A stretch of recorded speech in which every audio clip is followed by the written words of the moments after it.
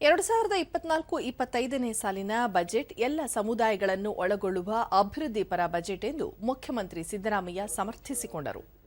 Budget ಮಂಡನೆ ಬಳಿಕ ವಿಧಾನಸೌಧದಲ್ಲಿ ಸುದ್ದಿಗಾರರೊಂದಿಗೆ ಅವರು ಬೆಲೆ ಏರಿಕೆ, ಹಣದುಬ್ಬರ, ನಿರುದ್ಯೋಗದಂಥ ಸಮಸ್ಯೆಗಳಿಂದ ಬಳಲುತ್ತಿರುವ ಜನರಿಗೆ ಖರೀದಿಸುವ ಶಕ್ತಿ ನೀಡುವ ಕೆಲಸವನ್ನು ನಮ್ಮ ಸರ್ಕಾರ ಬಜೆಟ್ನಲ್ಲಿ ಮಾಡಿದೆ.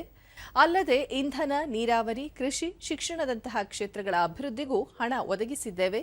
ಕೇಂದ್ರ ಮತ್ತು ಇತರ ರಾಜ್ಯಗಳಿಗೆ ಹೋಲಿಸಿದರೆ ರಾಜ್ಯದ ವಿತ್ತೀಯ ಕೊರತೆ ಹಾಗೂ ಸಾಲದ ಪ್ರಮಾಣ ಮಿತಿಯ ಒಳಗೆ ಇದೆ ಎಂದು ತಿಳಿಸಿದರು. ಸಾಲ ಮತ್ತು ಗ್ಯಾರಂಟಿ ಯೋಜನೆಗಳಿಂದ ರಾಜ್ಯ ದಿವಾಳಿಯಾಗಲಿದೆ ಎಂಬ ವಿರೋಧ ಪಕ್ಷಗಳ ಟೀಕೆ ನಿರಾಧಾರ. ವಿರೋಧ ಪಕ್ಷಗಳು ರಚನಾತ್ಮಕ ಟೀಕೆ ಟಿಪ್ಪಣಿ ಮಾಡುವ ಬದಲು ಇತಿಹಾಸದಲ್ಲೇ ಮೊದಲ ಬಾರಿಗೆ ಬಜೆಟ್ ಮಂಡನೆಯಿಂದ ಸಭಾತ್ಯಾಗ ಮಾಡಿ ಪ್ರಜಾಪ್ರಭುತ್ವ ವಿರೋಧಿ ನಡೆ ಅನುಸರಿಸಿದ್ದಾರೆ. 2023ರ ಬಜೆಟ್ನಲ್ಲಿ ಕೇಂದ್ರ ಸರ್ಕಾರ ಘೋಷಿಸಿದ ಹಾಗೂ ಹಣಕಾಸು ಆಯೋಗ ಶಿಫಾರಸು ಮಾಡಿದ ಅನುದಾನಗಳನ್ನು ನೀಡಿಲ್ಲ. ರಾಜ್ಯದ ಸಂಸದರು ಈ ಕುರಿತು ಕೇಂದ್ರವನ್ನು ಪ್ರಶ್ನಿಸಲಿಲ್ಲ ಎಂದು ಹೇಳಿದರು. ರಾಷ್ಟ್ರೀಯ ವಿಪತ್ತು ಪರಿಹಾರ ನಿಧಿಯಿಂದ ರಾಜ್ಯದ ಬರ ಪರಿಹಾರ ಒದಗಿಸುವಂತೆ ನೀಡಿದ್ದ ವರದಿಯನ್ನು ಕೇಂದ್ರ ಸರ್ಕಾರ ನಿರ್ಲಕ್ಷಿಸಿದೆ. ರಾಜ್ಯ ಸರ್ಕಾರ ಹೆಚ್ಚು ಸಾಲ ಮಾಡಿದೆ ಎಂಬ ಟೀಕೆ ನಿರಾಧಾರ. ಸ್ವಾತಂತ್ರ್ಯ ನಂತರದ ಒಟ್ಟು ಸಾಲದಲ್ಲಿ ನನ್ನ ಸರ್ಕಾರ ಒಟ್ಟಾರೆ 1,12,000 ಕೋಟಿ ರೂಪಾಯಿ ಸಾಲ ಮಾಡಿದೆ.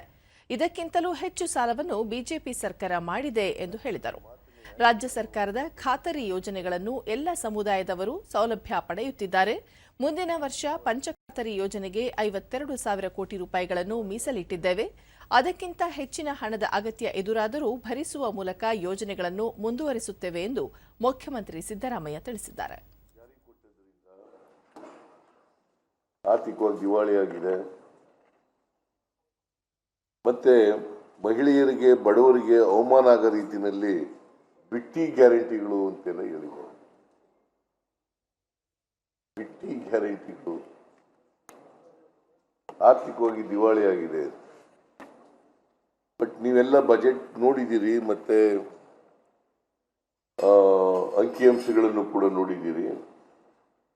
ನಾವು ಈ ವರ್ಷ 36,000 ಕೋಟಿ ರೂಪಾಯಿಗಳು ಗ್ಯಾರಂಟಿ ಯೋಜನೆಗಳಿಗೆ ಕೊಟ್ಟಿದ್ರೂ ಕೂಡ ಅಭಿವೃದ್ಧಿ ಕೆಲಸಗಳಿಗೂ ಕೂಡ ದುಡ್ಡನ್ನು ಕೊಟ್ಟಿದ್ದೀವಿ. ಆದರೂ ಇಲ್ಲಿ ಬಿಜೆಪಿಯವರು ಹೊಸ, ನಾನು 83ರಿಂದ ವಿಧಾನಸಭೆಯಲ್ಲಿದ್ದೀನಿ. ನಾನು ವಿರೋಧ ಪಕ್ಷದಲ್ಲೂ ಇದ್ದೀನಿ, ರೂಲಿಂಗ್ ಪಾರ್ಟಿನಲ್ಲೂ ಇದ್ದೀನಿ. ಯಾವಾಗಲೂ ಕೂಡ ಬಜೆಟ್ ಮಂಡಿಸುವಾಗ ವಾಕೌಟ್ ಮಾಡಿರ್ತಕ್ಕಂಥ ನಿದರ್ಶನ ಇಲ್ಲ.